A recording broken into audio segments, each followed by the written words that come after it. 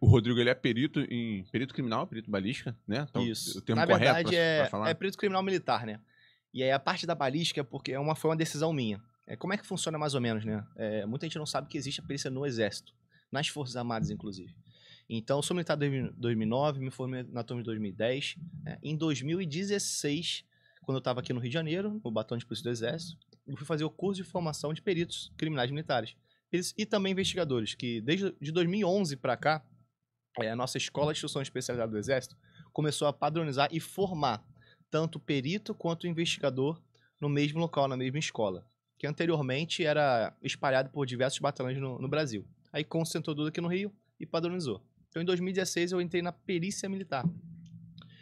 Só que a gente é formado para atuarmos como perito de local. Então, o curso forma o sargento para ser perito de local. Atender locais diversos, local de trânsito, local de morte violenta, local de explosão, local de incêndio, local de furto e por aí vai. Só que eu pensei, cara, pensei não, né? Na verdade, eu comecei a amadurecer a ideia e ver muito conteúdo, muita matéria, ciências forenses, vamos dizer assim, é muito complexo. Eu falei assim, cara, em que eu vou aprofundar? O que realmente eu vou aprender? O que eu vou dedicar aos meus estudos em casa, nas horas vagas, para eu aprimorar um pouquinho, né? Aí eu lembrei lá daquele sonho, armas, né? Vamos dizer assim, né? Ser infante.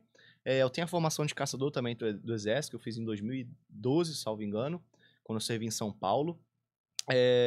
E mais alguns estágios, mais algumas formações na instituição.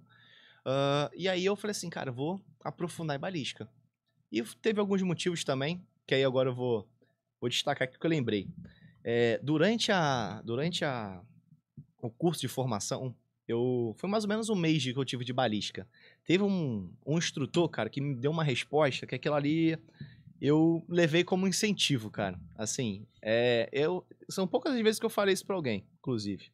Por causa de duplas interpretações, né? Pra evitar. Mas é o seguinte, eu tava em sala de aula e aí eu tinha uma cena que eu perguntei pro instrutor o seguinte: a gente faz o estudo do exame perinecroscópico. O que é isso? É o exame extrínseco do cadáver. Então, se eu sou perito de local, eu vou examinar o cadáver naquela cena do crime.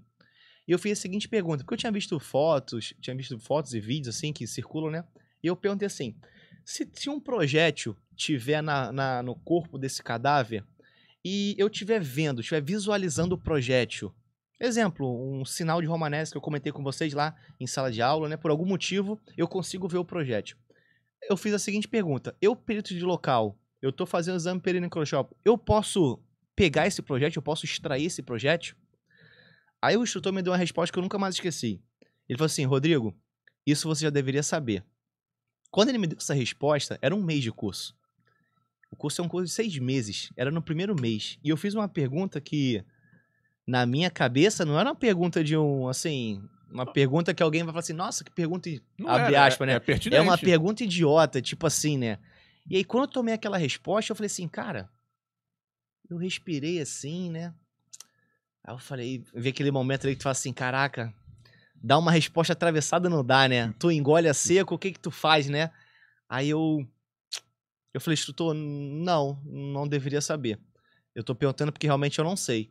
E aí, nesse momento, o instrutor também deu aquela parada, né? Deu aquela respirada e falou assim, pô, Rodrigo, desculpa, foi mal. É isso e aquilo. Então, acho que ele também teve aquele momento que ele refletiu, né? E falou assim, cara, por mais que ele seja um sargento, por mais que ele seja, né, um cara experiente ali, mas ele está aqui como aluno. Ele tem as suas dúvidas. E é um conteúdo novo. Então, eu, particularmente, como aluno e como professor, inclusive, eu prefiro perguntar. Você presenciou ontem em sala de aula, né? Eu falo assim, cara, perguntem. É melhor vocês perguntarem, não saia com dúvida, porque a gente no Exército, a gente aprende isso na formação. A gente não fazer pergunta.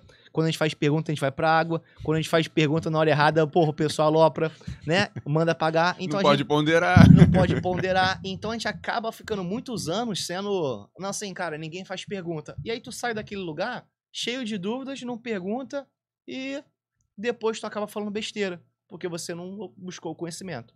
Então, quando esse instrutor me deu essa resposta, eu falei assim, cara, eu vou estudar pra caramba isso aqui. E ele era o instrutor de balística. Então, uma das coisas que também me incentivou, né, que eu busquei aquela resposta mal criada dele, eu falei, isso aqui vai virar uma motivação também para eu estudar balística, e foi um desses pontos aí que me ajudou, além de ser caçador, gostar de arma, né, querer aprofundar em um assunto, né, investir o meu dinheiro, minhas finanças numa área específica para me aprimorar. Então foi balística que eu escolhi por causa disso. Mas se você perguntar assim, Rodrigo, você é perito de balística no Exército? Não. Eu sou perito de local de crime. E aí eu, por Envolve iniciativa, também a balística. que envolve também a balística. Eu faço aula de balística, né? Mas a gente não é perito de uma única coisa dentro do Exército. Existe sim no Estado e na Polícia Federal, por exemplo, você vai ser perito de laboratório, você vai ser perito em uma área única, Extremamente exclusiva, específico, específica, que não é o nosso caso. Interessante.